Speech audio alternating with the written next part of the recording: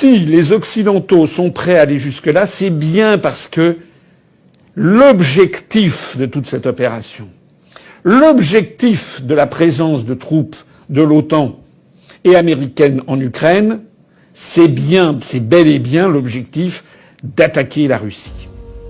Il faut bien comprendre que le territoire russe serait en partie préservé d'une guerre nucléaire. Il faut bien comprendre que c'est la vieille Europe qui serait la première détruite. Et tout ça pourquoi ? Pour permettre à l'Ukraine d'entrer dans l'OTAN. Disparition, l'assassinat de centaines de millions de personnes.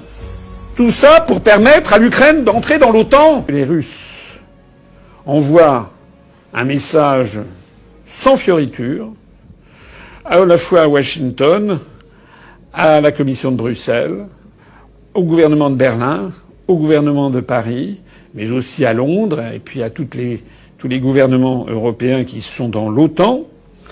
Les Russes viennent d'envoyer un message comme quoi qu'il arrive, ils ne laisseront pas passer l'Ukraine dans le cadre de l'OTAN. Je l'ai déjà dit 10 fois lors d'interventions télévisées. Et donc que les Russes sont prêts à tout. Alors, je voudrais maintenant m'adresser ici avec une certaine colère rentrée contre les dirigeants politiques français et contre les médias. Est-ce que vous vous rendez vraiment compte de ce que vous faites ? Alors moi je dis ici à tous les Français qui m'écoutent, nous avons affaire à la première puissance nucléaire planétaire. Nous avons affaire au peuple russe. Nous n'avons pas affaire uniquement à Vladimir Poutine. Nous avons affaire à toute la hiérarchie militaire, tout l'état-major russe. Une très grande partie du peuple russe, quoi qu'on en dise dans les médias occidentaux, soutient Vladimir Poutine. Vladimir Poutine n'est pas Hitler. Vladimir Poutine n'a jamais dit qu'il s'attaquerait à des pays de l'OTAN. Vladimir Poutine a toujours dit que la Russie avait besoin d'une zone de protection et donc a toujours demandé que l'Ukraine n'entre pas dans l'OTAN et que les Russes ne transigeront pas, dussent-ils aller jusqu'à la guerre nucléaire. Dussent-ils aller jusqu'à la guerre nucléaire. Alors moi je voudrais ici quand même que les esprits se refroidissent.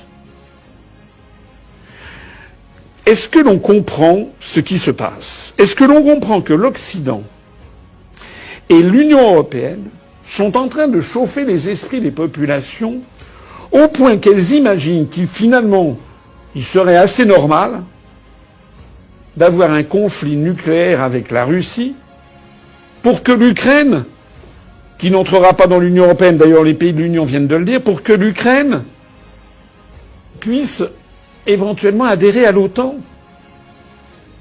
On voit bien qu'il y a ici une partie de bras de fer énorme qui se produit. On voit bien que ce qui compte, ce n'est pas du tout la liberté de l'Ukraine et la démocratie en Ukraine. Les Occidentaux s'en fichent pas mal. Si les Occidentaux sont prêts à aller jusque-là, c'est bien parce que l'objectif de toute cette opération, l'objectif de la présence de troupes de l'OTAN et américaines en Ukraine, c'est bel et bien l'objectif d'attaquer la Russie. Nous voyons s'envoler le prix du gaz, du pétrole, des hydrocarbures, bientôt le prix des céréales, ça a déjà commencé, le prix de tous les métaux est en train de flamber, l'inflation arrive, l'inflation gagne, le niveau de vie des Français va rétrograder à toute allure, et tout ça pourquoi ? Pour que l'Ukraine puisse entrer dans l'OTAN. Il est absolument inadmissible que nous risquions d'entrer en conflit nucléaire avec la Russie pour des raisons qui échappent complètement au peuple français. Est-ce qu'on se rend compte de ce que ce serait une guerre nucléaire ? Est-ce que les Français s'en rendent bien compte, notamment les jeunes générations ? Est-ce qu'ils se rendent compte de l'horreur qu'a représenté le bombardement à Hiroshima ou à Nagasaki ? Ils y sont déjà allés pour voir ce qui s'est passé. 70 000 personnes mortes en une seconde à Hiroshima. Et 190 000 avec le temps. Et à Nagasaki à peu près pareil. Et c'était des petites bombes. Par rapport aux puissantes bombes thermonucléaires. J'ai lu que, alors là on est dans le domaine des hypothèses, mais que si les États-Unis et la Russie se livraient à une guerre nucléaire, il y aurait probablement instantanément 25% de la population planétaire qui périrait immédiatement.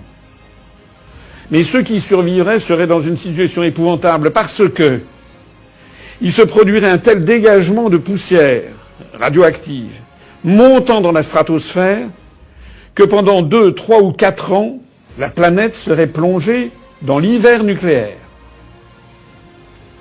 Certains informaticiens ou ingénieurs aux États-Unis ont calculé par exemple que l'Iowa, l'État de l'Iowa aux États-Unis, pourrait rester 3 ans avec des températures inférieures à 0 degré. Plus de printemps, plus d'été, plus d'automne. Cet hiver nucléaire, pendant 2 ou 3 ans, essentiellement visible dans l'hémisphère nord, aurait pour effet de faire chuter la température de façon colossale, mais également de bloquer les rayonnements solaires et de faire détruire à peu près toutes les récoltes. On estime, j'ai vu ça, que 97 à 99% de la nourriture disparaîtrait en France, au Royaume-Uni. C'est-à-dire que nous aurions, parmi les 3/4 de personnes peut-être qui auraient survécu au premier choc nucléaire, on aurait peut-être encore la moitié de la population qui mourrait dans d'atroces souffrances, non seulement du fait des radiations qui ne les auraient pas tués sur le moment, mais aussi du fait d'une famine nucléaire.